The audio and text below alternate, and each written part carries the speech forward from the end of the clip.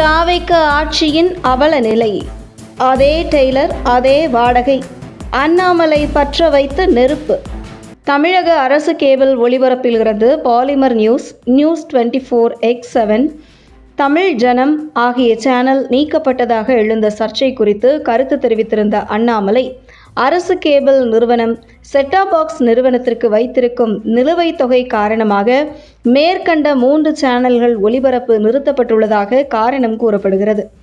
கட்டண பிரச்சினை காரணம் என்றால் ஏன் மற்ற ஊடகங்களுக்கு எந்த பாதிப்பும் இல்லை என கேள்வி எழுப்பியிருந்த அண்ணாமலை, மேலும் குறிப்பாக இந்த 3 ஊடகங்களும் மின்வெட்டாலும் தமிழக அரசின் நிர்வாக திறனின்மையாலும் பொதுமக்கள் எதிர்கொள்ளும் பிரச்சினைகள் குறித்து செய்திகளை தொடர்ந்து வெளியிட்டு வருவதால் தாவைக்க அரசு இந்த ஊடகங்களை பழிவாங்கும் விதமாக நடந்து கொள்வதாகவே தெரிகிறது.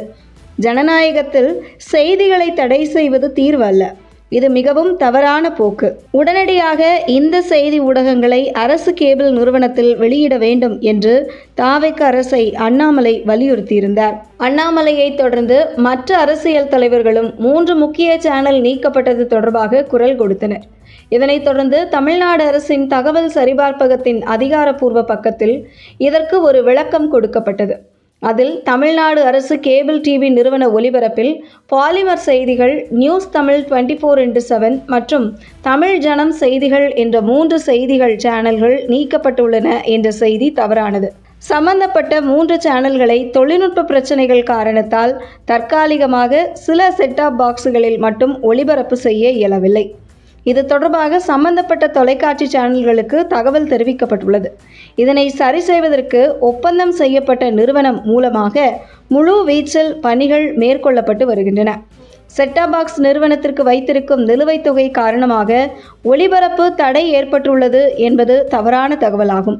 தவறான தகவலை பரப்பாதீர் என தமிழ்நாடு அரசின் தகவல் சரிபார்ப்பகத்தின் அதிகாரப்பூர்வ பக்கத்தில் தெரிவிக்கப்பட்டிருந்தது. இதற்கு பதிலடி கொடுத்துள்ள அண்ணாமலை, குறிப்பிட்ட 3 ஊடகங்களின் ஒளிபரப்பும் தடைப்பட்டுள்ளது என்பதை ஒப்புக்கொண்டமைக்கு முதலில் நன்றி. அது எப்படி தாவைக்க ஆட்சியின் அவல நிலையை வெளிப்படுத்தும் ஊடகங்களுக்கு மட்டும் செட்டாப் பாக்ஸில் தொழில்நுட்ப பிரச்சனைகள் வரும் என கேள்வி எழுப்பியுள்ள அண்ணாமலை, மேலும் பொய்களையும் புரட்டுகளையும் மக்கள் மத்தியில் உண்மை என நம்ப வைக்க கடந்த திமுக ஆட்சியில் உருவாக்கப்பட்ட இந்த TN ஃபேக்ட் செக் வலைதள கணக்கு தாவைக்க ஆட்சியிலும் அதே வேலையை தொடர்கிறது. இது மாற்றம் இல்லை. கன்னத்தில் மறு ஒட்டிக்கொண்டும் வந்த அதே டெய்லர், அதே வாடகை, ஏமாற்று வேலை என அண்ணாமலை தெரிவித்துள்ளார். இந்த நிலையில் 3 முக்கிய சேனல் அரசு கேபிளில் நீக்கப்பட்டதாக வெளியான தகவல் தொடர்ந்து அண்ணாமலை முதலில் தன்னுடைய எதிர்ப்பு குரல் மூலம் பற்ற வைத்த நெருப்பு ஆளும் தாவைக்க அரசுக்கு எதிரான கண்டன குரலாக மக்கள் மத்தியில் எதிரொலிக்க அடுத்த சில நேரத்தில் தாவைக்க அமைச்சர் உட்பட விளக்கம் கொடுக்கும் நிலைக்கு தள்ளப்பட்டது குறிப்பிடத்தக்கது.